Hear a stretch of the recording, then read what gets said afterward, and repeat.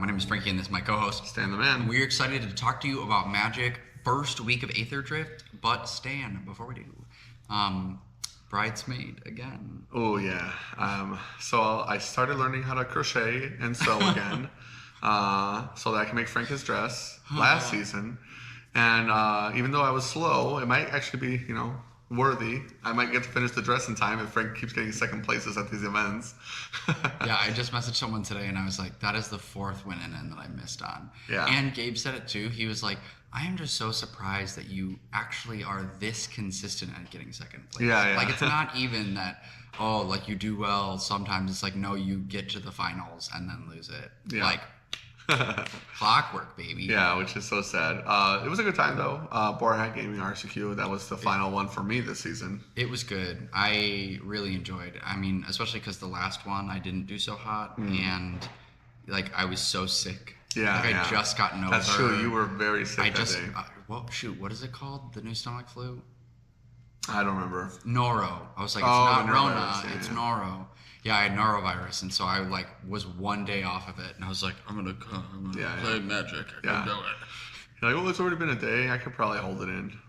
But yeah, so the metagame is just so cool. I mean, we already predicted that Standard was gonna be a huge change after Aetherdrift. Aetherdrift as a set just has such high constructed impact. High constructed impact. Way more than we predicted actually, because I expected Ketramos to be really, really good, and I really want to touch on this later if we have time.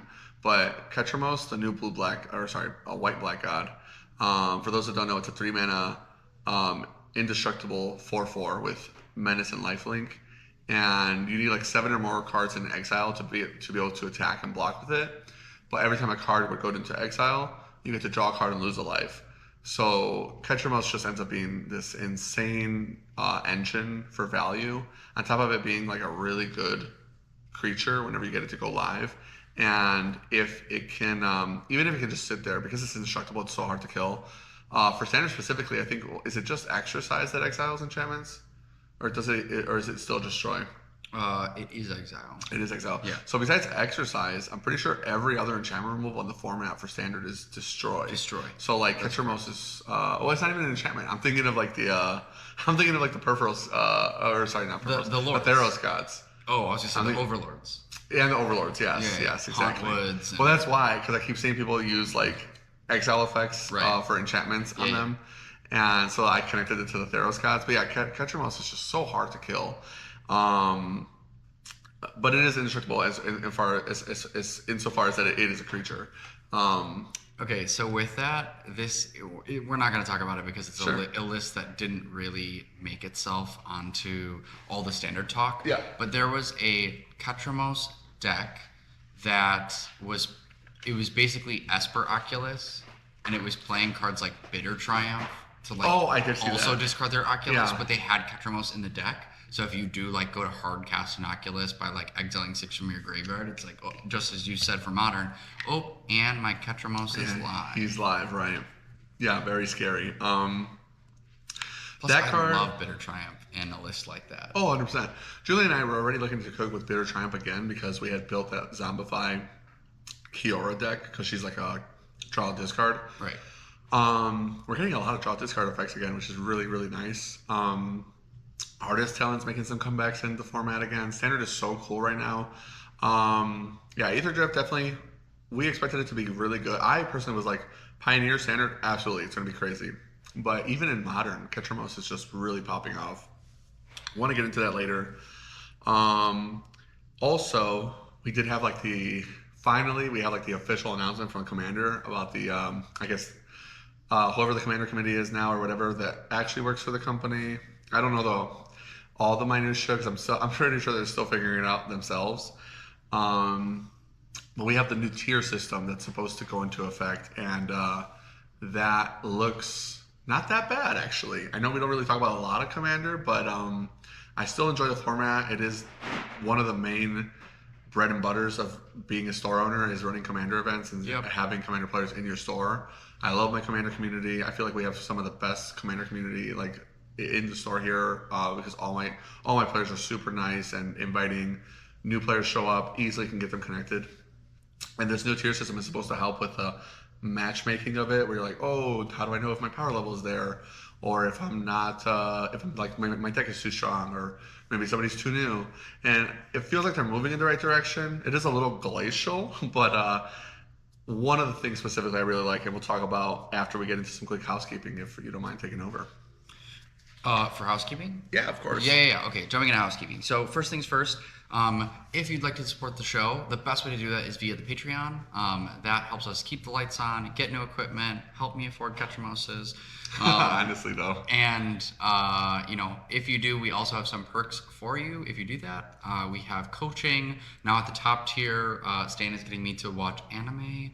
And we just had someone upgrade to that. So you know who you are. Thank you so much. We appreciate it. And I'll have to this week. We'll have to pick something for me to start watching. For sure. I will basically add on an additional episode for each person that joins in at that, and you guys can vote on what you're wanting me to watch. And I have to keep it at an episode a person though, just so I don't get absolutely buried. We'll maybe work out doing some Discord watch parties at first. We wanted to record it and post it, but until we can figure out what editing looks like for that, since it's a lot more involved, maybe we'll do some Discord watch parties and force them to watch what you like. Since Frank is a little, as far as theater, very very cultured, but when it comes to being the weeb stuff, not cultured, not at all.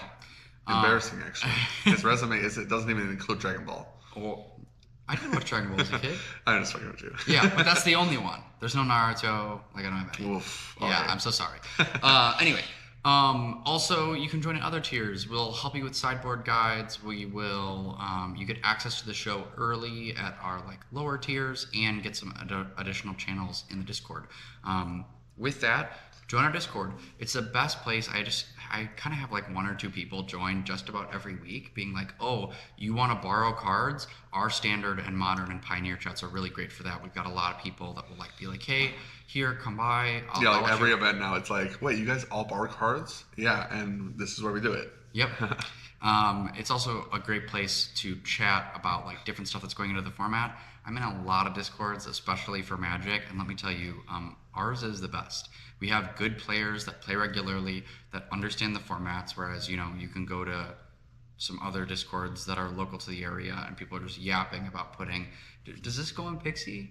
No, brother, it's a 4-drop. Sorry. What's it called? And we keep all the shit posting in the shit posting channel. Yeah, so you won't see us derailing your conversations. Yeah, we hide that.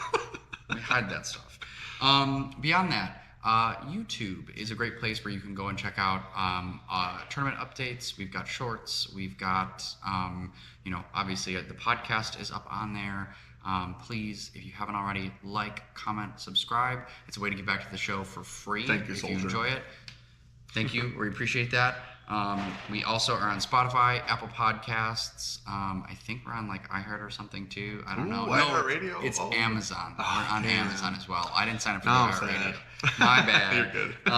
And we also have been planning. It hasn't come yet because Stan is pretty busy with the shop stuff, and I'm in a show right now. But this year, probably maybe in the second quarter, we'll think about starting to update some of our merch and getting some new stuff and new ideas out there for you guys. We are going to pick up some merch. I definitely have ideas. I just haven't had time to you know, figure it out. We're moving the store, which I think think we've told you guys about, and that's kind of soaking up 90% of my free time. Besides, doing the everyday stuff still. Yeah, it is. It's rough. Anyways, let's get into this Commander talk so we can fly past it, hopefully. I have some opinions on it. I think Frank might have some of his own as well. For what it's worth, I do love Commander. I know I like making fun of it, and I do all the time because it's fun. But Commander was honestly one of the formats I played the most of back in my starter days. It was insanely popular for our friend group in the early 2010s or whatever, and everybody played. I mean, even now everybody plays, but back then it was oh, FNM's over, we're all hanging out to play Commander, everybody. So it was just good times. And honestly, back then, as Magic players, you kind of nowadays we get spoiled with how nice things are. Oh, you get to start pre-release at 7 o'clock instead of midnight. It had to be midnight, and so we were so used to like eating dicks back then, and now it's like how nice everything is. It's like, oh yeah, I'm gonna go to bed early. Like, well, you don't want to hang out till like 4 in the morning playing Commander, like in 2012. No. Sleep is valuable. But yeah, I mean, like Commander has always kind of had this like love and hate relationship with Legacy too, which is kind of what I love about it because when I started playing Legacy, the Commander 2013 precons had just come out, and that was True Name Nemesis and Toxic Deluge in the Nekusar deck. That deck was so popular. I've never actually seen it happen again. But that deck was so popular that when you buy a case of Commanders from like a store, have you ever bought like a full case of decks? So for those that have, you probably know, but when you buy a case, they all come packaged together. It's like 20 whatever. Like if I get like Aetherdrift, it's like here's a box. It has each commander in it, and that's a case. If there's 2 commanders, it has 2 of each. So 2013 had 5 commanders. It was like all the 3-color commanders or whatever. And the Nekusar deck was so popular. Actually, I'm pretty sure the cover art was Jaleva too, if I'm not mistaken.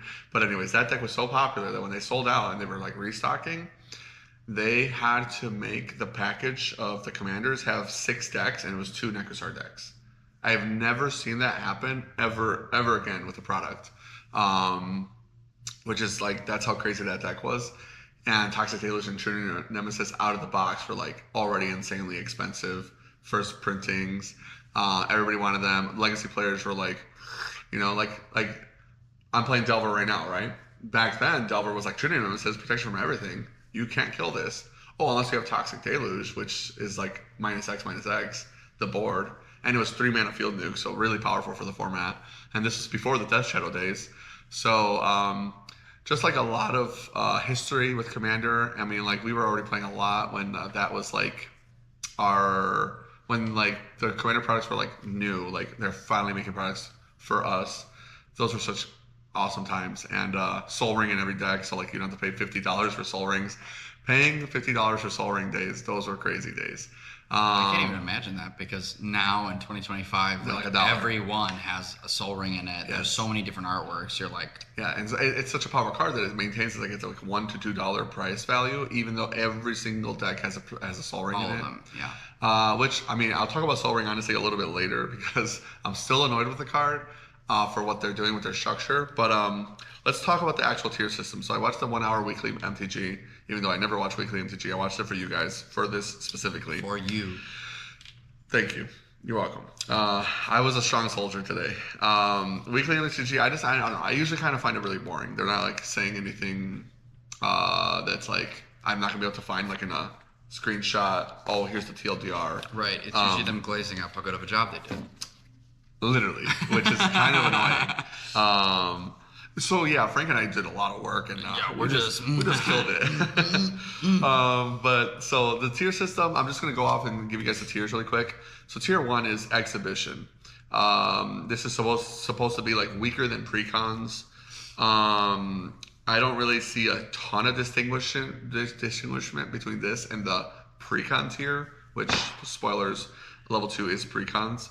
But their definition for Exhibition. Which I kind of like that they actually gave it a structure for once, like an actual definition. Their definition was no mass land denial, and they specifically reference this as 4, so 4 or greater. If I can use an effect to get rid of 4 of your lands, like obviously Armageddon destroys all, so that would be 1.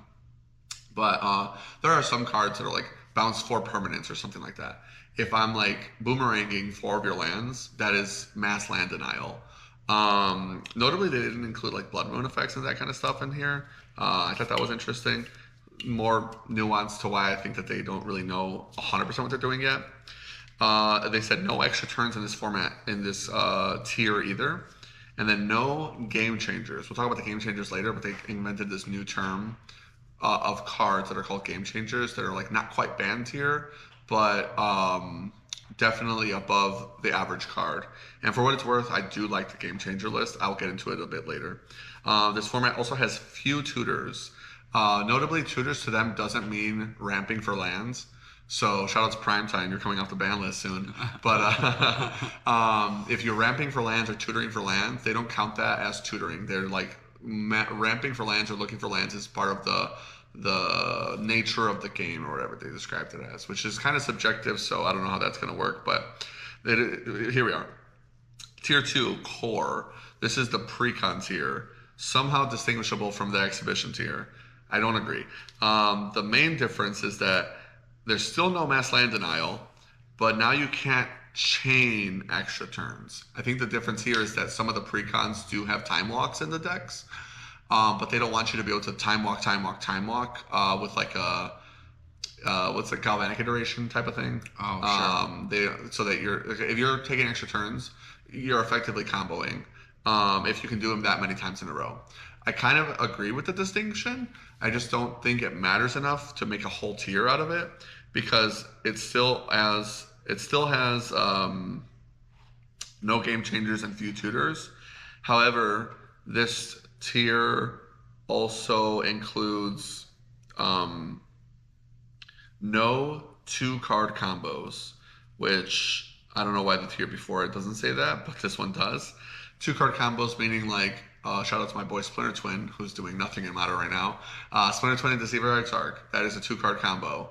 How about Bloodchief Ascension when it's online, and Mind Crank, that is a 2-card combo. You effectively have killed everybody. They said none of those at this tier.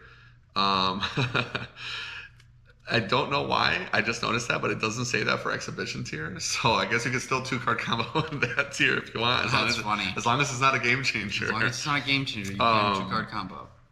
3 was upgraded. So these are like the becoming focused Precon Plus tier. This tier actually does make sense. It's like when you take a Precon or any base level deck, which is why the tiers before just seemed like one tier to me. You take these baseline weak decks with like more restrictions and you're like, okay, cool, now I want to upgrade it. I want to make it stronger. What does stronger look like? Still no mass land denial, which kind of makes sense because a lot of players don't like that. No chaining extra turns still. However, in this format, they said that they're okay with 2-card combos as long as they're late game. And late game, by their definition on the podcast, was 7, 8, like turn 7 and 8 plus is late game. If by turn 7 and 8, I got my Temple Bell and my Mind Over Matter, then I'm effectively playing within the nature of the game. And the game's going long enough that it's like, let's get to the next one. More or less, I agree with that, actually. I always tell my friends that like, oh, I'm worried my deck is too strong. Listen, God is not obligating you to cast a spell. If you feel like the game is fun and you don't want to ruin it, simply do not cast it. Like, it's not that hard. But then 2 turns later, somebody cyclonic rifted or whatever, and everybody's miserable and the game is sluggish again, you can just be like, let's go to the next one. But you give yourself no assistance by nerfing your deck into oblivion just to like play for 3 hours. So it's funny that you say that because, and you'll know exactly what I'm talking about. So Daniel, here, my boy, yeah, my king, yeah, the Pharaoh. Daniel I'm sure he's told you about his blue-black deck, where he is playing like Jin Gitaxias. And the last time we played, it was 3 of us. I don't remember if I was playing my zombies or my squirrels or whatever. And he got Jin Gitaxias into a spark double. So I had 2 Jin Gitaxias, and we couldn't deal with both. The whole table, all of us, with all being like, kill Daniel, could not. Yeah. And so after this announcement, when he was talking to me the other day at the store, was like, oh man, I guess that like my deck has this many game changers in it. I forgot what he said, 5 or 6, and I was like, yeah. So I can never play against this ever again. Like, you know, like when he was like, I was like, yeah, you know, because as I'm trying to be like, ooh, just playing with my zombies, sure. you know, and he's like, yes, yes. That's very funny, actually. Yeah, also this format allows you to play 3 game changers. We'll get to that list later, but I find it weird that they go from 2 tiers of 0 game changers, a tier of 3, and then the next 2 tiers. don't have a game changer limit. Well, So it's like game changer 3, 0, or infinity. Okay, all right. That's a weird number. And I don't understand that either because specifically within like core precon level, I think of the Doctor Who Jeskai precon, and I upgraded it only with Doctor Who cards. Yeah. And took out some of the cards that just didn't make any sense.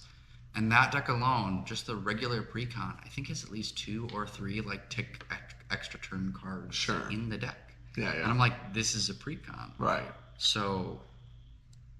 Yeah, theoretically you can't chain them though. Like you'd have to get really lucky to hit all 3 of your like. Yeah, no, turns. I couldn't chain them. But, right. But I think they're worried about people basically doing like time sieve in a Brea deck. You know what time sieve is? So it's a blue-black artifact that says sack 5 artifacts, tap it, take an extra turn. So if you have an artifact engine of some sort, it's over. You will never give them another turn. That's crazy. Another example is Sage of Hours from Journey to Nyx. Sage of Hours is a I forgot the specific ability, but it has you can remove 5 counters from it to take an extra turn. And so if you're playing like Azuri, Claw of Progress, I believe the name is, the Simic commander, he puts counters on your guys equal to your level or whatever, like whenever you gain level from like tracking outside of the game.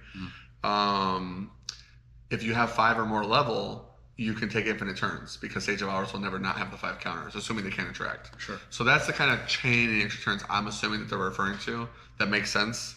But still, like, I agree with you. Like, your deck is like pretty standard, pretty bare bones, indistinguishable from what Exhibition would be. So I just don't understand the reason for them making it 2 tiers. With that being said, the next tier is optimized. So I was really hopeful when they said they made 5 tiers that they actually listened to me. I was like, oh man, somehow one of them watched the podcast and was like, this guy is based. And I'm going to do everything he said. Also, I feel like they have way too many cooks in the kitchen. I think there's like 16 players that they had like the meeting with, and they do Discord meetings. I'm pretty sure they don't like in person them. It's like 16 people in a Discord call is crazy. And then they're so like, cringe. Yeah, we were having so many discussions that other community's having. So we're having all the same discussions as you. What was the point of the committee? There's a reason why companies hire CEOs, you know, as much as we hate the CEO meme or whatever. It's like you need one person to make the decisions. Andrew Garfield made the game by himself. You know, he wasn't like, hey, 15 other people. Whoa, is Ancestral Recall too good? Like, he was like, yes, it is. Put it in there. Well, what's hard, too, is that even when we, like, have 5 people on our calls just playing video games, I'm like, this is starting to be too much for me. Dude, 5 people in a call playing League of Legends, you still have a shot caller. Right. Because it's too much for 5 people to yap. Yeah. So 16 people, it seems insane to me. I wish they would cut it down, but everybody wants to be on the committee. Oh, I'm special. Look at my bio. I'm on the committee of the people that their decision didn't impact anything, and none of us did anything. And it's like the same issue I had with the rules committee with Sheldon or whatever for like the last 10 years prior to that. I was like, what are we doing, guys? Like, nothing is actually happening here. These decisions aren't being made with any logic. With that being said, Optimize is supposed to be high power, no holds barred. Almost no holds barred. The only restrictions are the ban lists at this tier. This is somehow different than the next tier, CEDH, which is the competitive metagame focused mindset tier that has also no ban list restrictions, the ban list restrictions only, and no other restrictions. So these 2 tiers, for whatever reason, are different. They're on the podcast to like try to steelman their argument. We're saying CEDH is like the people that want to go to tournaments and are building their decks to specifically win tournaments, and Optimized is people that are playing like at a F&M that have like 6 game changers in their deck, and they're playing like 5 color dragons with every tutor. I guess that's different, but it really isn't at the end of the day. Like, if you're trying to win, as soon as you make it a tournament, it is no longer casual. It is something you're trying to win. There's a prize involved. It is right. So there's just like no point to making the tiers differently. If they were to listen to me, I would have said at best 4 tiers. For what they did, effectively 3. But I wish that they would just do like pre-con tier. And honestly, even with the Soul Ring issue, you can leave Soul Ring legal at pre-con tier. Like, this is all the cards, this is all the decks that are like at this tier are in pre-con zone. I really like the game changers for that effect because the tier above that, I would be like, this is the game changer tier. Like as soon as you start playing game changers, you're in this tier and you're playing stronger decks that have upgrades. And then above that would be CEDH to me, which is this is the banlist tier. We're going to try to make this format focused to be played at tournaments specifically. Even though I don't think Commander in the multiplayer format allows itself to be played in a competitive way fundamentally. You kind of see it now. If you look at CEDH tournaments, if you go on any Twitter, anything, anybody ever talking, any podcast that talks about Commander, they're always like, yeah, so this guy was going to do this, and I had a counter spell, and I knew this guy had this, and this guy had this. So, like, if I don't counter the spell, we all lose. But if I do counter the spell, this guy wins. So we all agree to a draw. And that's like every Commander competitive EDH game I've ever seen. So many of them are forced to be draws because they refuse to be Kingmaker, and effectively the format is Kingmaker. You can only control yourself getting second place. You can't like win a CEDH game, at least in my opinion, because of the way the gameplay seems to lend itself, where everybody's forcing themselves to play these really aggressive turn 2, turn 3 combo kills. Cool. If I interact, the next guy wins. If I don't interact, the first guy wins. And that is always going to happen in multiplayer. So, like, I kind of wish that they would either change it so that draws were, like, 0 points, or make it so that you can, if you're the guy that allows somebody to win, you got second place, and then you get half a point, and then the guy that won gets a full point or something. Some kind of way. Better than the former. Seems better than whatever they're doing now. Well, like, and way better than what they're doing now. Both. Just like a way to like actually distinguish it. So like third and fourth are actually getting knocked out. First and second get moved up the bracket. There are ways to make it work. For me, I think it's a nightmare logistically. I'd rather do French Commander. 1v1 Commander is way more nuanced and interesting. And they've banned Commander long ago, Soul Ring long ago, because they realized the card was inherently broken. It's power 10 effectively. I don't know. So yeah, CEDH to me would be the third tier, and like that's how I would do it. So tier 1 precons, tier 2 game changers, tier 3 CEDH with the ban list. We're focused on banning cards only specifically because they're detrimental to the gameplay, and we want to focus on making 4-player Commander a tournament level format, which I actually think if they did put the work in could become like a legitimate thing that people care about. Like I could see like unironically like Nerd Rage 10K CEDH, like genuinely. If they put the work in and like actually fix the issues with the format. Tier 4 for me would be no holds barred, just let people do whatever they want. There's absolutely no bans, and then there could be people that are playing no bans tournaments if they really want to, which like vintage still exists, you know what I mean? The people that want to do that can still go do that, and people that want to play all their cards that simply don't care about following all this like minutia can just do whatever they want. Right. And they're all playing in that format. Yeah. And those people can talk to their friends. I mean, Rule 0 never got removed based on this. It's like, hey, I have a tier 4 deck because I play whatever I want. I'm playing Gristlebrand in my deck, but like, it's not that crazy. I don't have any like turn 3 kills because I'm not trying to play CDH. And that makes more of a distinction to me than whatever they're trying to do here with their tier system. Yeah, the only thing I'll say with the tier system that I do like is them having a more concrete way to separate decks. Yeah. Because I don't want to have happen where, right, I play Geralf, the zombie lord. Yeah. And I have a 3-card combo that like loses to a board wipe. Where if I have Phyrexian Altar and what's the one drop? Gravecrawler? Yeah, and Gravecrawler and my commander out, I can just keep second Gravecrawler recasting and making a million 2/2s, right. and then go, okay, if no one blows up the board, you all die. Right.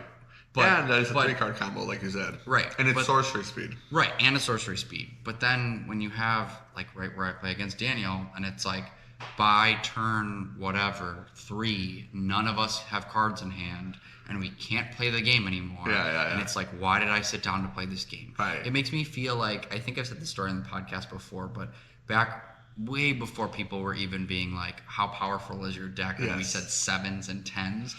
Before that even, there's this guy Rodney that would like ask us to play EDH at the store, and I was in high school, so what I had built was just like scraps. Yeah, scraps. And he's like, yeah, come on guys, let's play EDH.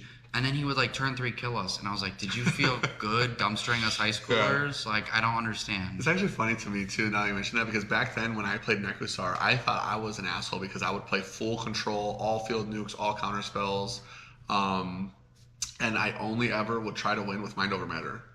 So I was like only going for the combo kill. Like if I got lucky, like, but I would put like a couple fun cards on my deck. But I thought I was being disgusting with like, ooh, grafted exoskeleton on my Nekusar. I'm gonna wheel fortune, and you're all gonna die to infect. And I was like, that's crazy. You know what I mean? And I'm like, man, that's getting pretty annoying. I should take some of these annoying cards out. And then looking at what people are actually doing, I'm like, got it. So I was actually having a good time. Like, you know what I mean? Like, I thought it was nasty when my buddy would like make infinite mana, like Prime Speaker Zagana, and like he was winning with like the worst Simic deck of all time, and they're like, "We gotta ban Prophet of Krufix, man. These Simic players are having too much fun," you know? Like, Oh, and I was Prophet like, of Krufix. looking back, I'm like, man, this is like nothing compared to what people are doing now in the horrific tier, right? But no, I agree with you. Like, to add more nuance to like how I would structure it, like tier 1 pre-con level would include some other ideas, like the no land destruction, no extra turns, no 2-card infinites earlier than turn X, and then tutors. I think personally, when I want to have fun with Commander, honestly, I try to cut as many as possible, but cutting people away from their tutors is kind of dumb. Like, you gotta let people enjoy what they want to enjoy. At the lowest tier, you could probably cut like the most broken ones, and some of the tutors are game changers. For what it's worth, I'm not going to talk about all the game changers. If you want to see the full list, I posted them on our Discord and the EDH channel. It is pretty interesting, the cards that they picked, but a lot of them will make a ton of sense. Gaia's Cradle, game changer. Underworld Breach, game changer. I mean, it's about to get banned in Modern. You know what I mean? Like, the only one that's not on there that should be is Sol Ring. Sol Ring is not a game changer, but like Mana Crypt and all the other mana rocks that are as powerful are game changers. So it's like, okay, whatever you say, buddy. With that being said, I really like the game changers. They kind of like double as a pseudo ban list because you can use them to distinguish a different tier. Because like if a card is not banned for like CEDH, but it is a game changer, it's effectively banned in the lower tiers. So like there's like a tiered ban list, which is what I've been asking for, which is what Pokemon does already for their competitive VGC format, or not VGC, for Smokin' on the online Pokemon Showdown website. They've been doing this forever, and that's what I said that they should do a while back, if you remember talking about it. The tiered system makes way more sense, having a set of cards that are like way too good but not good enough. And you can also put cards as game changers that you're like, man, we should watch this card. We might want to ban it, but we don't want to be hasty, except if it's like a Nadu. And they did say that in the podcast. They're like, cards like Nadu, we might just ban instantly because like they're just way too good. But cards that are like Mox Opal, you know, is this too good? Well, let's see. We'll make it a game changer, and if it's still problematic, then we'll ban it. Not to say they're going to ban Mox Opal, just as an example, because some people might think it is too strong, right? I really like that. I just I find it funny that they were like referencing like Coalition Victory and like Biorhythm. Like, yeah, maybe these might still be game changers. I was like, no, they're not, dude. Biorhythm and Coalition Victory are not game changers. Stop. It's just cope. It's so funny. Like, yeah, somebody's gonna win with Biorhythm, bro, in 2025, the year of our Lord. Yeah, like I said, the game changer list is in Discord. I'm not gonna name every card because we don't have the time for that right now. But No time. it is interesting starter list. I think they might have to add to it if they want to structure it better. But for what they did, I think they made it nice, short and sweet. At least for what it's worth, this is beta, right? So they're testing stuff. I think there's like 30 cards on the list, something like that. I don't remember counting them all. And it is a good start. And we can move towards a healthier commander format that can actually maybe eventually become a real or legitimate competitive format, with everybody else having their fun on the side. I think I covered everything that I want to talk about, especially the Sol Ring problem, which they're like, yeah, we're just never going to touch Sol Ring. Sol Ring's going to be Sol Ring's going to stay in CDH, and they're going to like be like, oh wow, this format is totally balanced. All the cards that we banned were problems, and the Sol Ring's just going to be like,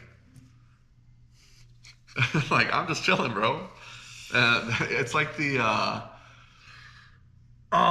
okay. Okay, perfect. I have the perfect meme. I don't know how to make memes. So, or I don't know. I can make a meme. I can't edit a video. There we go. So I'm thinking of like the Homer meme where he like ties all his extra skin back because he lost all the weight. He ties it behind his back, and it's like we fixed the commander format. Soul Ring is like the back fat with the extra skin. It's like, yeah, okay. Yeah. Anyways, I think that's all I really wanted to talk about, especially because we got to talk about the distinctions with the tier list and my issues with it. Now I want to get into like the actual meat and potatoes of the podcast with Frank, the standard metagame. And before we get into it, I want to preface this with I didn't get to look at all of the decks after the first day of 5.0s and the super standard because of work. So Frank is going to carry me through this segment, and he just played the RCQ. I got to watch a lot of cool decks. I got to see some stuff, but because of the nature of work and everything, I didn't get to look at all of it. A lot of the notes that I wrote for this are from the 10th, so about a week ago. And Frank added some of these notes today and yesterday, so we're going to talk about it. The first deck I want to get into really quick is the one that I was super excited about. Our boy Sudeep actually got second place at the RCQ with it yesterday here at Boar's Hat, and he basically didn't want to play, which is why Frank ended up getting second place theoretically, because Sudeep got to the final and was like, oh, I don't want the invite, I'll take all the store credit. Shout out to you, Sudeep, you're the fucking king.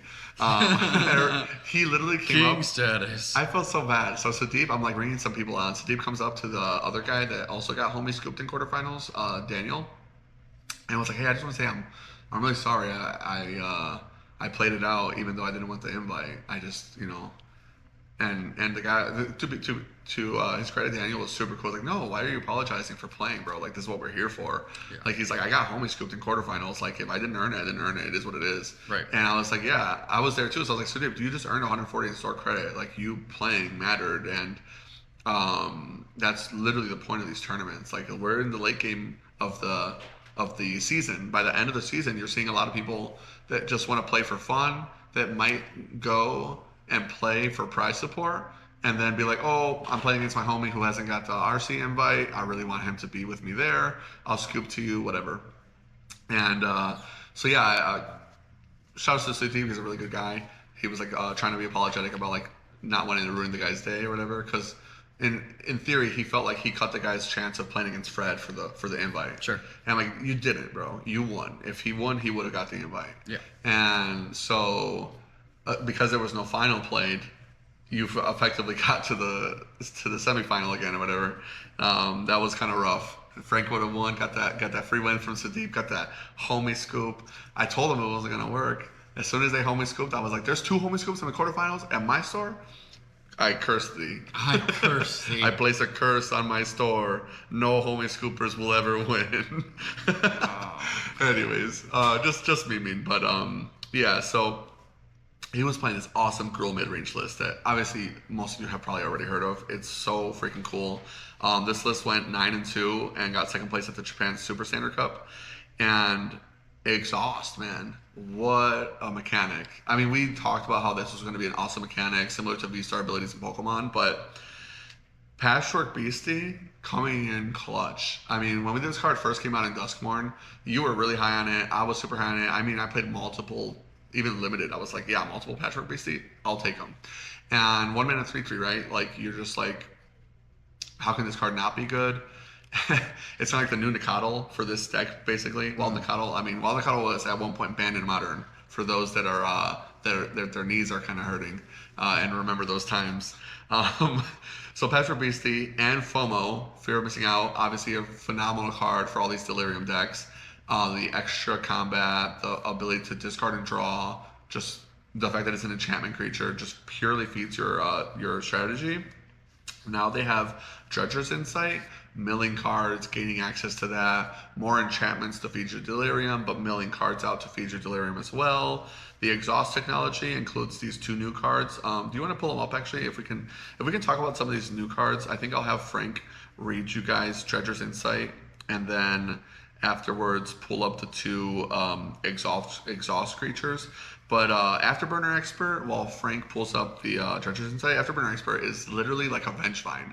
That's what everybody's been comparing it to. It's Exhaust Vengevine, and having that ability to bring that creature out and power the format, it's like, it's a lot of damage. Go ahead and read Judge's Insight. Yeah, so Judge's Insight. 1 in a green enchantment. Whenever one or more artifact and or creature cards leave your graveyard, you gain 1 life. When this enchantment enters, mill 4 cards. You may put an artifact, creature, or land card from among the milled cards into your hand. Yeah, so like, that's just like purely feeding the strategy, right? It's like it's literally called Treasure's Insight, but it's like the graveyard card of graveyard cards. Like they designed the card for people. And then go ahead and read Draconautic Engineer. Draconautic's Engineer. 1 in a red, Goblin Artificer. Exhaust. Pay 1 red.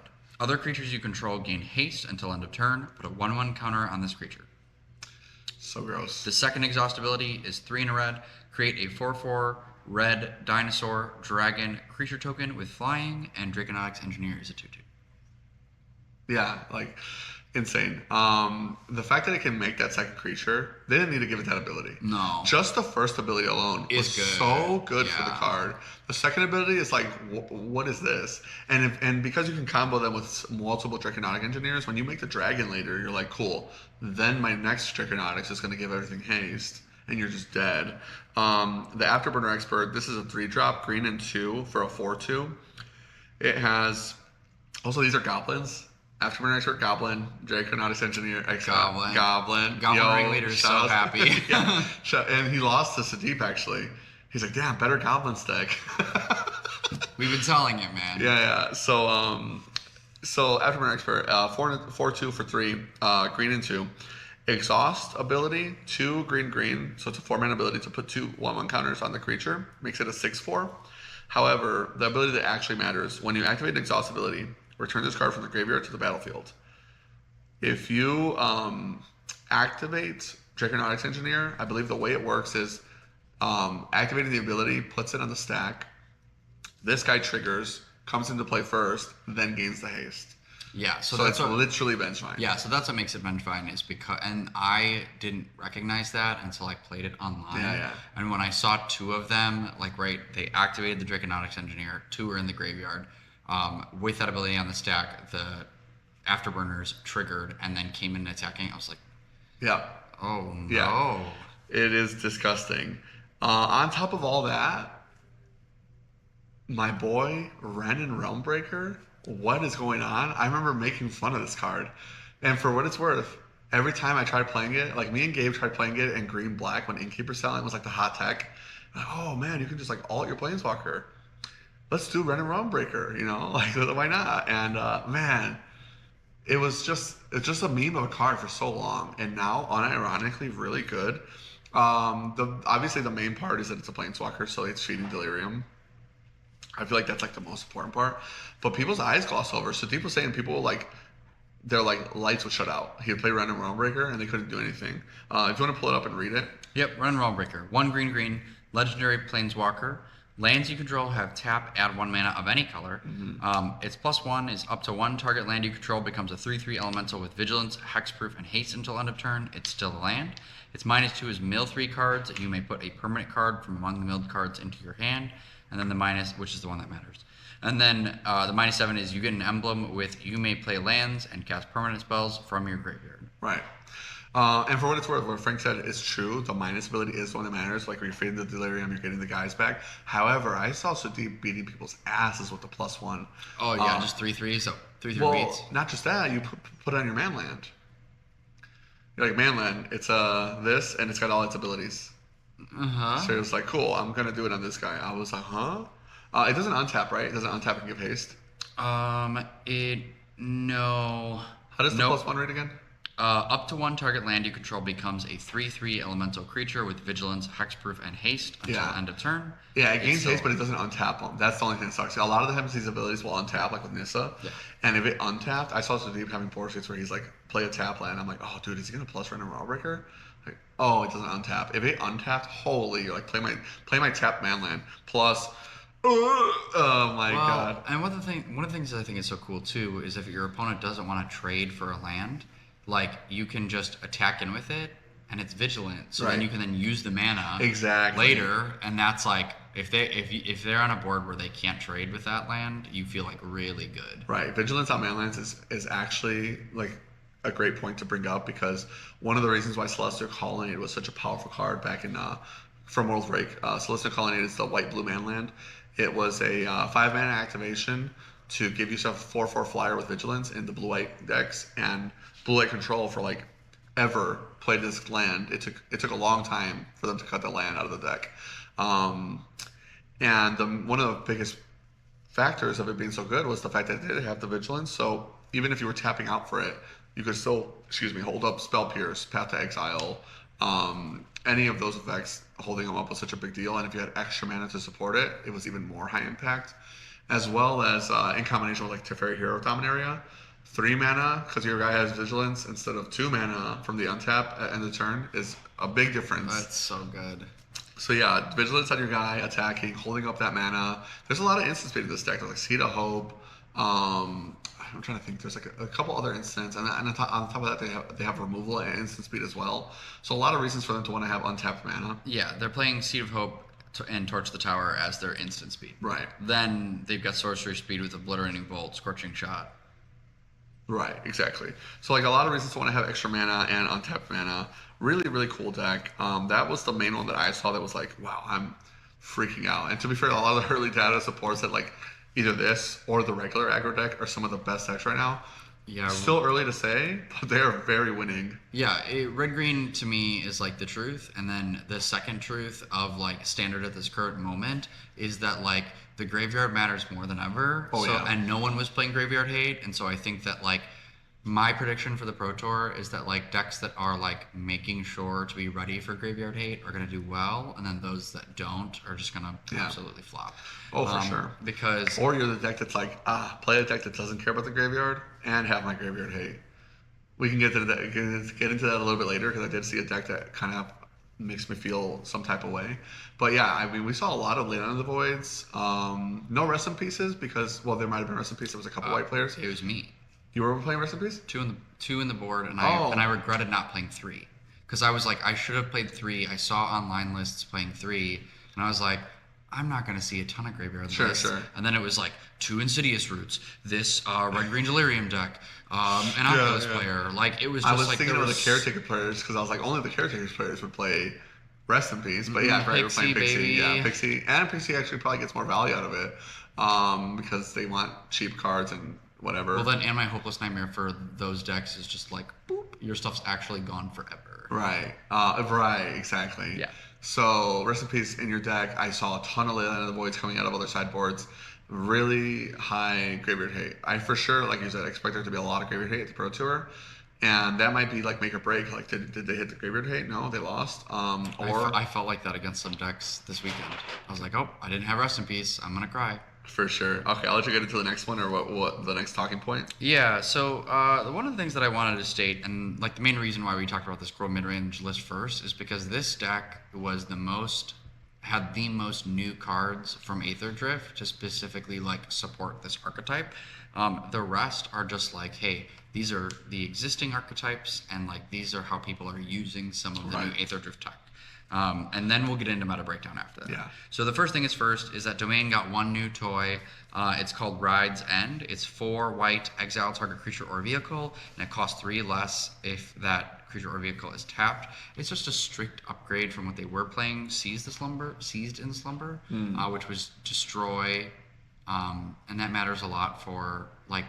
Right, a graveyard deck matters, so exiling is better, but also against red. Also indestructible. Well, and against red.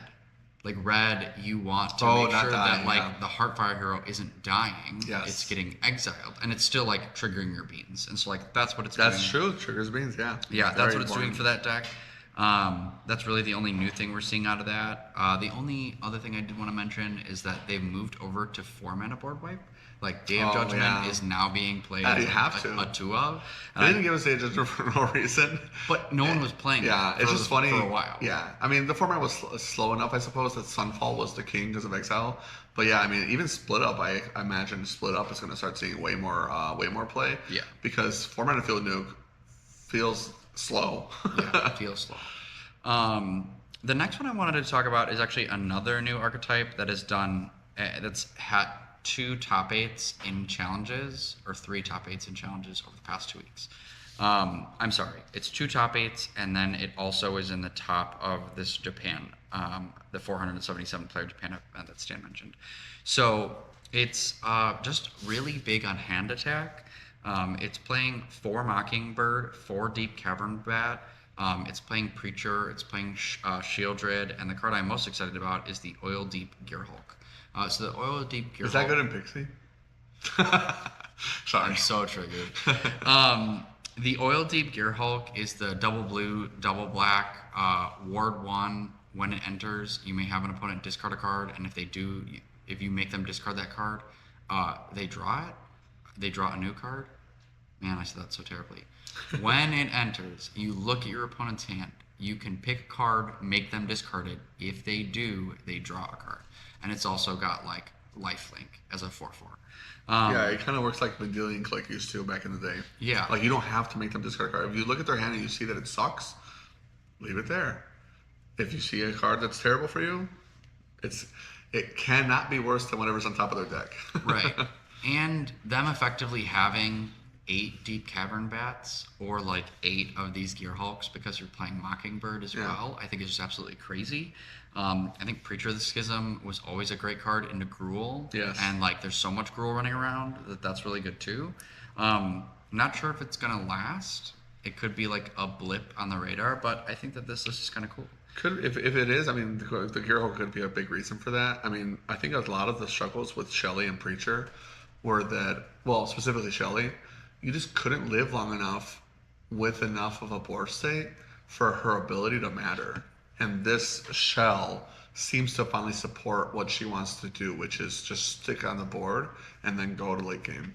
Yeah, because all of the early game is either removal or hand attack. Yeah.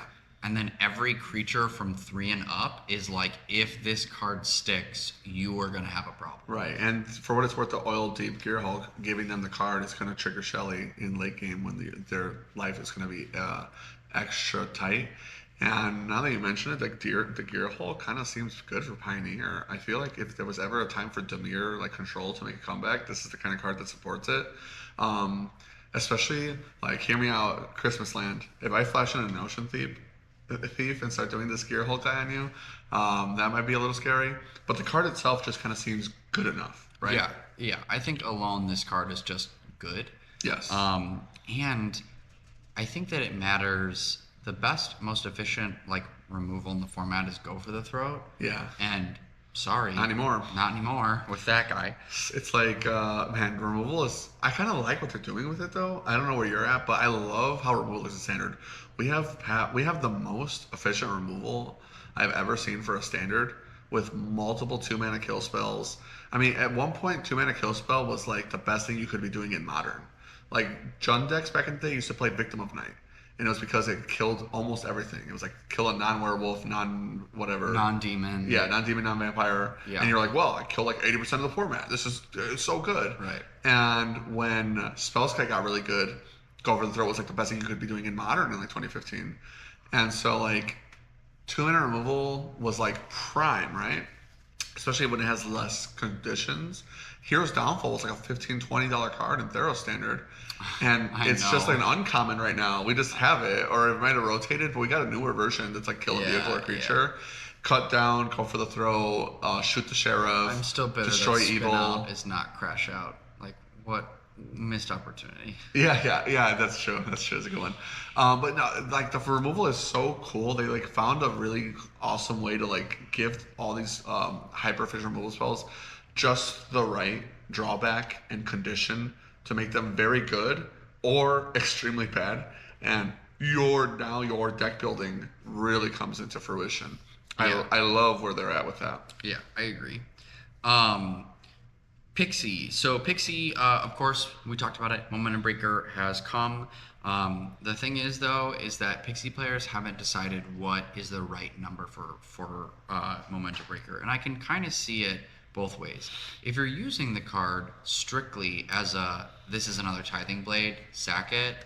Like here is a sorry, if you're using it as like a Tithing Blade, where it's just for the make your opponent sacrifice a creature, I think 1 is probably the right number. Sure. But I think that some people are going up to 2 or even 4 as like additional redundancy of making your opponent discard their deck. And so I feel like they're right, just from early looks. I don't know what the point follow-up you were going to make was, but when I watched you play, the aggro decks are so powerful. The fact that you can gain life from the speed, that seems like amazing. Like your food is now your removal. yeah, it mattered. 100%. Yeah. It's like having 4 of those in this super aggro format, kill a guy, kill a guy, kill a guy. And even if they just sit there, like getting max speed in your deck's not very hard. But even at 3 speed, you're like, it's literally a food. I'm really happy with that. I think 4 might currently be the right number with how much aggro there is. But I'll let you follow up finishing what you were saying about it with the 1 and 4s. Yeah, I just don't know what the right number is. I think that will shake out. I've been seeing 1, I've been seeing 2, I've been seeing 4. Yeah. And I think that that's going to shake up, but the card's really awesome. It is actually a really cool card, honestly. The speed mechanic actually was way less convoluted than I thought it would be in constructed play. And it gave a lot of decks what they needed. Like Pixie got gained a lot from the speed, I felt like, which we talked about, and the exhaust ability. Nobody seemed to have an issue with it, but it has a lot of impact so far. Yeah, and the only other thing that I was going to say, okay, right, of course, Grim Bobble has entered the sideboard of Pixie as like a 2 of. Which is also really, really cool. I like Grim Bobble a lot. Yeah, it's just a sweet card. I think it's awesome. And then I text someone this today because we all complain about how bad the Pixie mana base is. And our boy Claudio, doing the Lord's work, made a non-painful mana base for Pixie using some of the new verges. And so he does have two Atakar wastes. That is the only pain land in the whole deck. Yeah. He's playing 2 Bleachbone Verge, 2 Flood Farm Verge, and then playing 2 Shadowy Backstreet and 2 Undercity Sewers. Oh, so he actually fit the surveillance in. Yeah, and so I am really interested in like trying that if I'm going to stay on Pixie. I'm not certain I will, just because I'm getting a little bored. I've now like I think I had about a month and a half of like Dimir mid-range. Yeah. And then like a week or 2 of blue-black, which then transitioned into Pixie, and they're like the same deck, except I think Pixie's better. Yeah. And then now I've played Pixie for about a month and a half, and I'm like, I just want to do something else. Yes. But now's a good time to do it. MagicCon's coming up around the corner. By the time you guys see this, next week. Yeah, MagicCon is going to be. Can't believe it. If you're watching this now and it's shortly after release, MagicCon is happening or a couple days away. Yeah, it's crazy, and hopefully there's a lot of good events. I want to see some more data from MagicCon. Yeah, I'm excited to play in the PTQ day 1. Got my bonus, paid for that. I'm like, okay, nice. Hopefully, and then I'm holding off on everything else to like obviously see how I do in the PTQ. Sure, yeah. Next is Green White Cage. So the Green White Cage is also loving their new Gear Hulk, Bright Glass Gear Hulk, and they've added Haywire Might to the main, which I just think is so cool. I was like, how is Haywire Might not good enough for standard with all of this like enchantments, like hit a FOMO? You can hit FOMO now. You know what I mean? Like with that card. I saw actually Julian playing it too in his Absan Ketramos Insidious Roots. He had Haywire Mice as well. Cool. And it was, like you said, extremely high impact. Yeah, it looked like it's really good, and I don't know why people haven't been doing it sooner. You need creatures too for that deck to work as well. Snarling Hound or whatever, like where you surveil one. You really want to fill up your grave with creatures. Yeah, the Snarling Hound. For the Insidious Roots to go crazy. Yeah. That's just like in the popular decks what we've seen. They're also, we won't talk about it a ton, but there have been a lot of like brewing and cooking within 5.0s and other stuff like that. This next part will be super quick. We're just going to go over the metagame breakdown over the past week. The Japan 477 player event. These are the decks that we saw in the top 16. 3 Domain, 2 of our new Gruul Delirium, 3 Gruul Aggro, not Prowess, 2 Oculus, 1 Dimir Bounce, 1 Dimir Min-Range with this Oil Deep Gear Hulk list, 1 Blue-White Omniscience combo, nice. 1 Boros Aggro, 1 Gruul Prowess, and then 1 Pixie. And then for standard challenges for the top 8s this week, we had 8 Gruul Aggro decks, 5 domain decks, 3 Jeskai Convoke, and Jeskai Convoke is like literally the same. Some lists are playing Nesting Bot. Yeah. I actually saw just a plain Boros Convoke list. Really? And like that was playing Nesting I guess Bot. Nesting Bot helps not need the Siren Storm Tamer or whatever it's called. Yeah. Spyglass Siren. Yeah, and I think that's sweet. I'm never gonna not mess that up. Spyglass Siren is Siren Storm Tamer. Another short for me. Then we had Blue Black Mid with the Oil Deep list that I mentioned. We had 3 of those in the top 8. 2 Gruul Prowess, 1 Goblins, 1 Green White Cage, 1 Blue White Omniscience, 1 Golgari Mid Range, 1 Temur Otter, 1 Black White Sacrifice, 1 Dimir Bounce list, and then 1 Esper Oculus. That was that list that I was telling you that was playing Ketchamos. Super cool. I would be super into playing something like that. Yeah. And then lastly, some brews and things that we've been seeing in Tier 2. As Stan mentioned, Insidious Roots Yes. is a list that we've been seeing a lot of cooking with. The last one I just saw was a 4-color version. Yeah. I think that's crazy and awesome. We've seen Blue-Red Storm Chasers that's using that new Monument card and Artist Talent. Right. And It seems real, honestly. Yeah, it does seem real. I think that there The are... Monument deck seems, yeah. There's some tweaking that needs to happen to the deck, but I think it can be real. And of course, shout out to Goblin Ringleader, Goblins. Mono red Goblins, he's playing red black Goblins. I think that a lot of like I even today faced on Moto with that new Goblin that is like 1 mana, start your engines. Yeah. You can pay 2 mana to give it +1/0, and then like once you have max speed, it's got double strike. Yeah. I'm like, this card's crazy. Yes. Because then you can never trade with it ever again.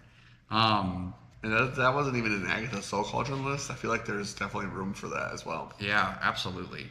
And then today, I'm praying for it. I want my stonks to go up on Simulacrum Synthesizer. Oh, yeah. And we saw a Haunt the Network deck with Simulacrum Synthesizer come in today, and I was like, ooh, blue-black artifacts, please. Nice. Bring it to me. So yeah, that's basically it for the standard metagame. Excited to see like what the Pro Tour in another week is gonna give us. But I think that there's just been a lot of cooking, and as we mentioned, it feels like it's Gruul Spring. Yeah, Gruul Spring and Graveyard Matters, baby. For sure. The next thing we'll get into really quick is modern metagame. Keep in mind, I wrote this on the 10th, so about 6 days ago. I kind of feel differently about a few things, but not like too much. If anything, there was just more stuff I wanted to add, more nuance, and are some archetypes I wanted to talk about. The biggest thing is the metagame over the last 14 days, as of the 10th, when I pulled these stats. The big 3 to me is looking like, and I think it's pretty clear at this point. No, what's it called? No surprises. Boros Energy just continues to be dominant. It's actually, at the time, it was the second most played per archetype, but Goldfish kind of does this weird stat splitting. It's closer to 20% realistically. Same with Breach Station, the Grinding Station Underworld Breach deck. Terrific, about like 15%, 16% meta share. If you include the other weird versions of it, closer to 20. And then Eldrazi Ramp, which is like kind of like the new kid on the block that's been kind of finally getting its W's in. Really, really cool list. It's funny because Eldrazi Ramp is doing really good in Modern. The guy that I beat at the in Legacy at the team event had won the day prior with the Eldrazi Ramp deck. Yeah. And Eldrazi Ramp does really well in Legacy now. It actually is the king of the Eldrazi decks. It knocked out all the other versions of it, like 12 posts and all the decks are just like unplayable, which happened to be what the guy was playing was 12 posts. He should have been playing his same Modern deck in Legacy. He might have had a chance actually. But those seem to be the big 3, and it's not close. After that, I kind of put these at like tier 1.5, tier 2-ish. Orzhov midrange, this is why I said tier 1.5, because Orzhov midrange is the first one at 8%. And I just think not only is this deck getting better, and it keeps like continuing to grow. Like since the deck's discovery, it just keeps climbing and slowly getting there. I also think that Ketchamos is going to add a lot to this deck. I'll get into it a bit later if I have time. But the mid-range deck is just so powerful. It continues to kind of prove that it is a real deck. The other tier 1.5 deck is Jeskai Energy, and I'm saying that in quotes because it is literally Nabaro's Energy with Steam Vents or Sacred Foundry, or sorry, Steam Vents or Hollow Fountain. I'm pretty sure it was Steam Vents, or maybe even one of each. It's only Jeskai because it has 4x consignment memory in the sideboard, which I suppose is different. And the reason why is because obviously Eldrazi are good. Same, but different. It's different. And to be fair, it is 4 of a cyber card in a splash color, so like different enough that it matters. But it's 5% of the meta, so it's like basically 20% of the meta is Boros Energy. The consignment memory package. Consignment memory is a phenomenal card. Really, really like the card. So cool. And it's very, very good against these Eldrazi's. Happens to also counter Grinding Station and stuff like that. Although I've heard it's kind of a trap against that deck. I think it's actually not bad. So Jeskai Energy, if you want to try to... Jeskai Energy seems to me like you're playing Boros, but to try to beat the big three.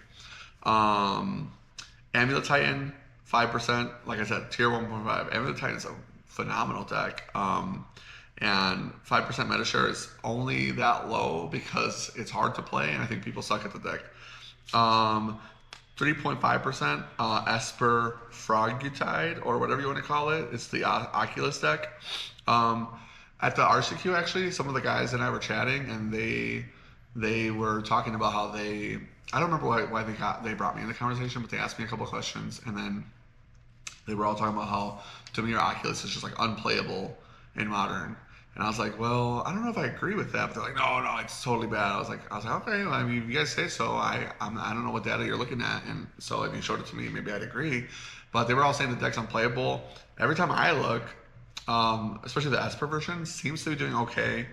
It's definitely like getting pushed down a bit, but I think it's because the other things that you can be doing are just better, and maybe in a post Underworld Breach ban world, it looks different. Belcher's at 3% and Ruby Storm's at 2.4%. The only reason I have Ruby Storm as a tier 1.5 list is because I think it becomes one of the better combo decks if Underworld Breach Grinding Station gets addressed. Sure. In the hunt, you've got Domain, 2.4%. Deck is sweet. I think Domain is very cool. It's definitely something you can, like, if you were already doing Rhinos and you felt like you got pushed out of Modern, it's fine. You can still play this.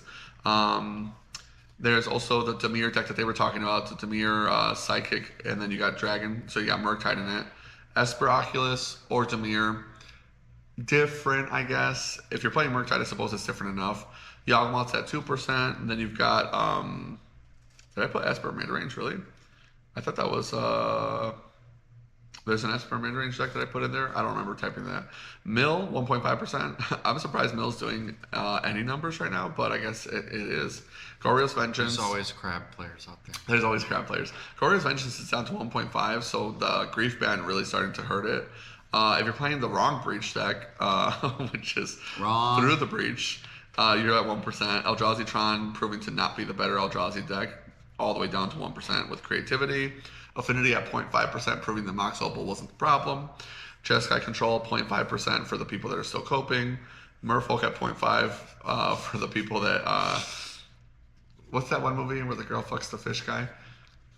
What? You never seen that movie? It was like critically acclaimed. You're the theater guy. You should know this. No, like dude. The Color of Water or The Breath No, of not movies, man. It was a movie. I'm saying I'm not keen This on is movies. those people.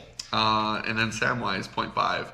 Samwise, I only put there as like a deck because Green Sun Zenith is kind of like starting to do its thing, but it seems to only have helped Yawgmoth and Amulet so far in terms of putting up numbers. Sure.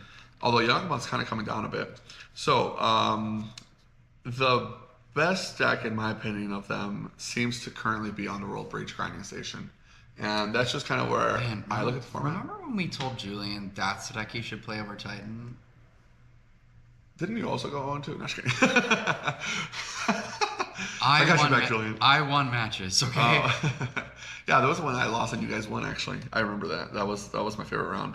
I went 3-2 on the day. Yeah, this was the day we were trying to push our teammate to play, but I feel like the only people that played this at the team event were people whose teammates were assholes and were like, "You have to play Underworld Breach, man." I remember. Like the guy that I was playing against in that one round, where like his friends forced him to play Breakfast, and you could tell he wasn't having a good time, and I was just like, "Did you just fail the summer my wasteland? Oh, okay, what's going on here?"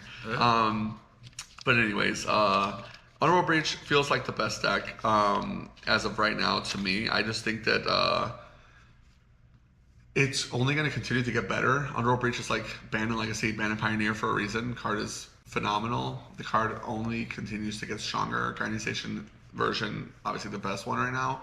Mox Opal gave it some power, but excuse me, I don't think Mox Opal was ever really a problem for the deck. It was still doing well before the unban. It just kind of like spiked up a bit. But like before it got unbanned, we were seeing breach decks all the time. I even played against like the Nadu Underworld Breach at the team event before that. Sure. And if you look at the other decks that Mox Opal is being played in, they are either terrible or unplayable or really, really, really low play percentages.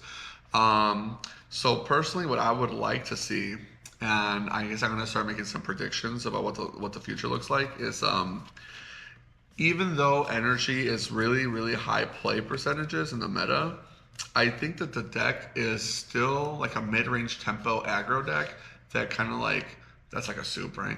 It's like, it is mid-range tempo. It's all of the things. It literally is all of them. But only because of Flage, man. Literally because of Flage. If they didn't have Flage, it would just be an aggro deck, right? But true. But energy is so powerful and consistent, and I think it also gives like these.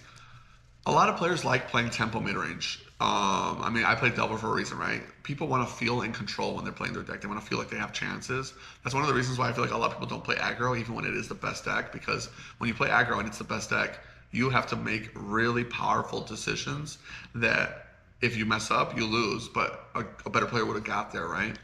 And that kind of like scares some people off of aggro, right? So a lot of people will play these mid-range decks even if they're worse because they just like feel more in control. I mean, I kind of did the same thing when I played Tron back in the day. It felt better to me to play for late game than like force myself to play a burn deck or something like Infect, where like if I made one mistake, I was out.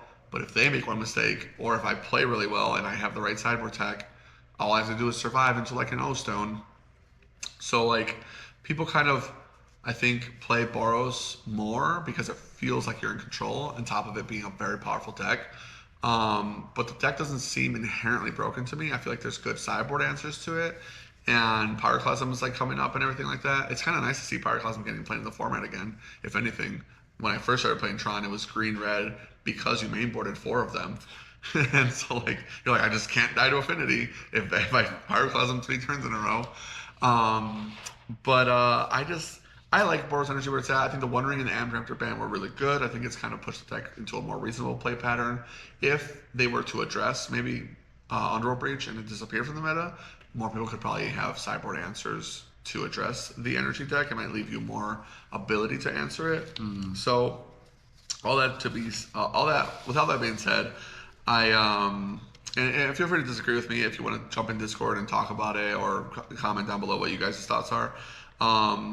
I feel like if I had to make a prediction, I would predict them to ban Underworld Breach.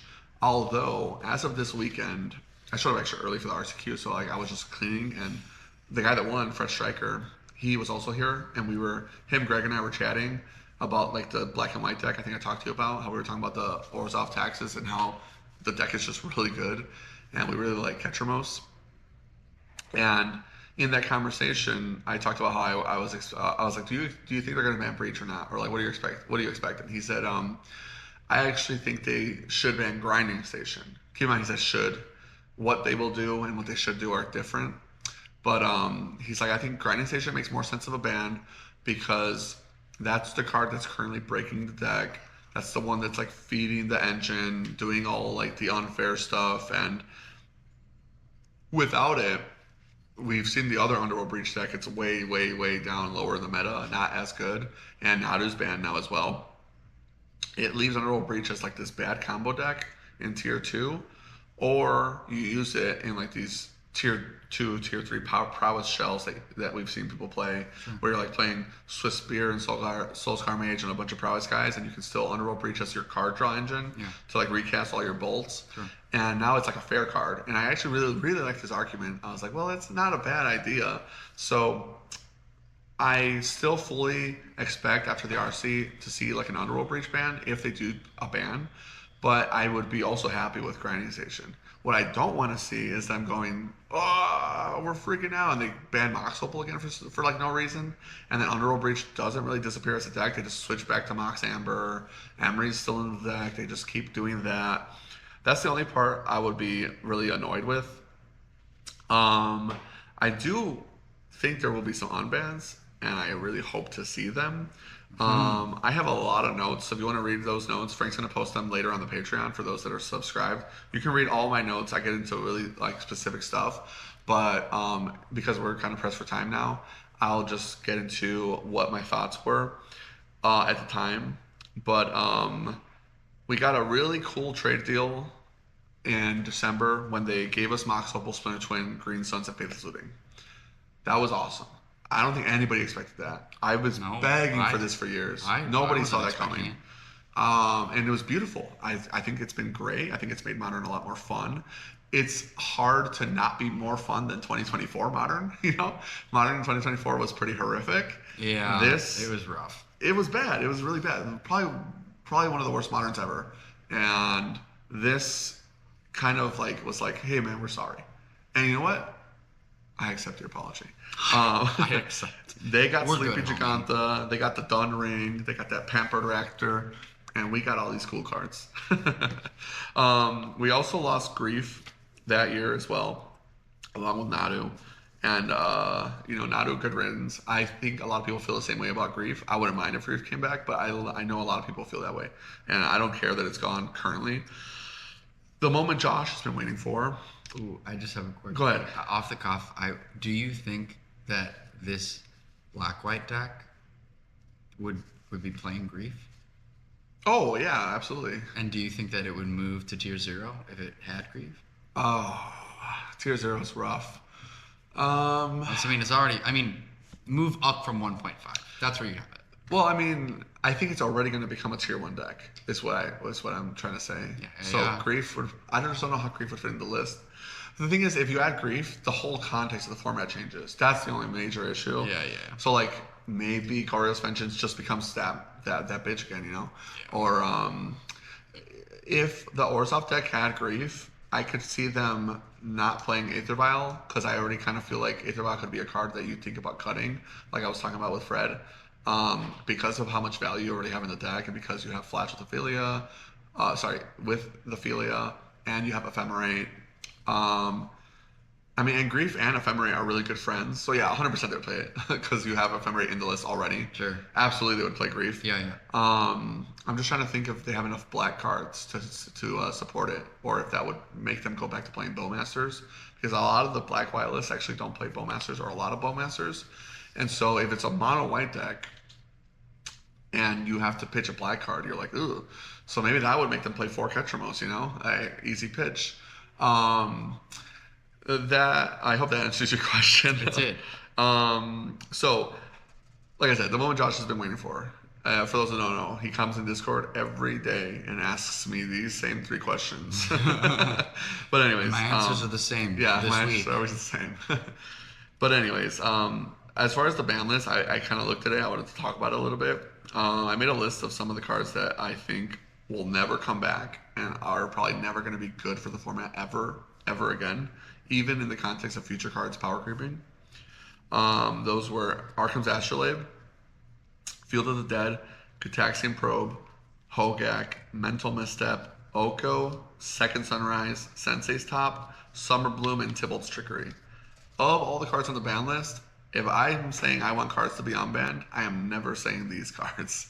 These cards have to be banned. Their life sentences must be forever. Literally forever. These cards are so insane. There's no good behavior. A lot of these are already either banned in Legacy or they are problematic cards in Legacy. I'm pretty sure every single one of these is banned in Legacy except for Summer Broom. Yeah, Tibbles is banned Legacy. Oko, Field of the Dead. I think Probe actually is banned Legacy too. It might not be. I think it is. I have no idea. I don't remember. Mental Misstep for sure. Hogak is playable in Legacy. It used to be tier 1, and it was just the modern deck, by the way. Arkham Flashlight also banned in Legacy, just horrific. Sensei Stop banned in Legacy. Sensei Stop and Second Sunrise, more so because of the timing. They just take so fucking long, and the people that play those decks are mouth breathers. Sensei's Top, like, dude, you don't want to, like, ponder already, man. Like, the guy just sits there like, oh, I don't know. Brainstorm on end step guy is going to use his freaking Sensei's Top and just, oh, which 3 go on where? Dude, I don't know, man. We're timing the round, though. These cards that I'm going to mention next it's only a matter of time. As in, like, I expect them to eventually come back to Modern, whether it's this year or later on in the future. And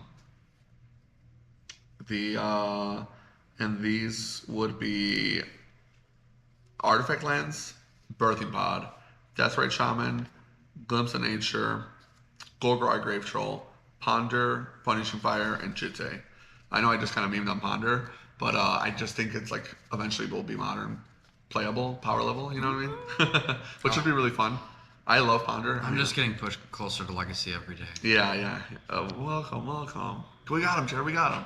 But yeah, these cards I personally think are either good for the format or weak enough they just don't matter. Like why do we have them banned? Yeah. There's some other cards that are on the ban list that I could potentially be convinced on, or maybe I do think they're unbannable, but they just don't seem to like add anything. Like Blazing Shoal, for example. Like Blazing Shoal doesn't really add anything to the format in my opinion. Sure. So I'm like, why would I be so pressed to want to unban that card? You know, when there's other ones that are better options. Yeah. Of the ones that I mentioned, I think the best one would be Deathrite Shaman. If after the RC they said, My son. Dude, literally. If they gave us back Deathrite Shaman after the RC, I would be ecstatic. Jared actually said I was crazy. He thinks Deathrite Shaman is too good for the format. So there are deniers. Maybe only one, but there are deniers. There are deniers. I was trying to explain to him, though, that I was like, I don't think Deathrite Shaman in Modern is what it is in Legacy. Legacy Deathrite Shaman, he was the king. Like, they had to ban him. He was way too good. The problem was that in Legacy, the format's way more hyper efficient, and he was a 1-mana planeswalker. The graveyard matters way more in that format, and you have Wasteland. So like the ability to like get you off of lands, and I have a Tetrite Shaman, so I'm ramping. That's just like a way different play pattern. And in addition to like in your like control shell, your Tetrite Shaman that's doing all this around Wasteland and Force of Will also happens to win the game because he's a win condition. Yeah. So I think that's just too good. But for Modern, I just think he does all the right things. One of my favorite interactions with Deathrite Shaman would be with Flage. He's phenomenal against him. Let me get that guy out of your graveyard. Let me gain some life. I'm attacking your graveyard. I'm attacking your Delirium. I'm attacking whatever graveyard strategy you got, and I'm gaining some life to sustain myself. That's going to be great against these Boros Energy decks. I think specifically Deathrite Shaman would be a good answer to how strong Boros Energy is in the format, without needing to like ban Ocelot Pride or Guide of Souls or something. Sure. The fetch land like interactions where like, oh, Deathrite Shaman mirror match, who activates their card first at the right time, that kind of nuance is really fun for me. But the fact that it's attacking graveyards, not letting people delve, not letting people exile 5 cards to Flage. It's a 1/2, which is one of the biggest problems with Guide of Souls right now, is that it doesn't die to Bowmaster, so it's hard to answer. Deathrite Shaman has the opposite problem. I don't want it to die to Bowmasters. I want it to survive. I want it to be a great blocker. It blocks Ocelot Pride. So like, the fact that it has that extra toughness right now gives it that weird durability that it kind of needs to be this early game playmaker. That late game, I don't think is that broken for Modern contextually. Yeah. It would be kind of cool if they gave us Deathrite Shaman, is what I'm trying to say. The other unbans, I think, from my list, if I'm being honest, aren't that pressing. The Punishing Fire just doesn't kind of like make sense to me that it's banned. I just don't think it's that strong anymore. Like, I don't think people are going to be like, ooh, 4x Punishing Fire, let me get my Grove of the Burn Willows out and start gaining you life. And if they do, don't you kind of want that right now with how Boros Energy is destroying the format? Supposedly, if you're a believer. I don't think it is, but some people say that Boros Energy is the worst thing to have in a Modern. Jitte, I'd love to see back. I think at this point it's 4 mana, so it's just so much. 4 mana is like infinite cost in modern, Yeah. and that is so much for a card that's pretty fair. And there's a lot of great artifact removal, a lot of decent ways to answer the card. Glimpse of Nature doesn't do anything right now. I mean, I want elves to be playable or some kind of like weird creature deck to be playable, and obviously like Glimpse of Nature is like mostly like an elves card. I just don't think that they're playable. Like give them something, give them a little hope. Yeah. Print some legacy cards. Birthing Pod, I feel like is in the same vein for me as Splinter Twin. If Splinter Twin is doing this poorly, I don't think Birthing Pod is that much better. It is still 3 mana to play it, which is a lot. And unless you're immediately sacking into your combo on turn 3, I just don't see it being that pressing of a card. But it could help some of these like Samwise, Yawgmoth, like some of these like creature combo decks that need help. That could be a card that could help them, or maybe it just does nothing like Splinter Twin and it's like a 48% win rate, you know? Sure. Or sorry, worse. I think Splinter Twin is worse than that right now. Artifact lands could be very powerful. A lot of people get scared of like pure artifact affinity decks, but like if we look at affinity right now, it's never been worse than it is now. No, it's unplayable. It's unplayable. And it's been unplayable for a long time. Yes, agreed. And we have so many good answers between Wrath of the Skies now, Meltdown, etc. In addition to all the inadvertent artifact hate people play. Like, Abrade is a card you might unironically play just to like kill guys, and it answers artifacts. And Stony Silence, you know, like if artifacts ever get that bad, you just Stony Silence them. All your lands are artifacts. Nice deck. You got Karned. You got Michael Lettuce in 2025. Yeah. You got Force of Vigor too. Yeah. Golgari Graveshaw I think is the one that would give me the biggest like hate. But I don't really see Dredge being that problematic. I mean, Also unplayable. there was one Dredge win last year that I remember talking about, and that's it. Yeah, so with that being said, that's kind of like where I'm at with the format. If it were me, I would love to see ban on Rope Breach, unban DRS, depending on what the RC looks like, obviously. Like the results, I think the results though are going to look very skewed towards like a 20% Boros meta, 20% to 15% under Rope Breach, and that deck maybe winning the tournament. The Eldrazi deck's kind of coming up. Seeing how the Eldrazi deck looks is so funny because it's like, is Ayavugan too good? Or would they even play the old style version of it that made it broken? Or would it look like Legacy with Ayavugan where they start tutoring for guys? Who knows? They don't have soul lands though in Modern. I guess we have Ugin's Labyrinth, but we don't have like City of Traders and Ancient Tomb like in Legacy. Yeah. So it looks a lot different. All I know is that Modern looks really fun right now and it's moving in the right direction. Ors Up Taxes. If you want to play Modern, I think you should try that. I don't know if you have Ketramoses, but I know Julian does. I don't. Ketramose. Support the Patreon. Yeah, I need please, Ketramoses. please subscribe, please. But yeah, that's all I got for the format, and I think that's all I really wanted to talk about since we've gone on pretty long. Anything you wanted to add? No. So thanks so much for tuning into our show.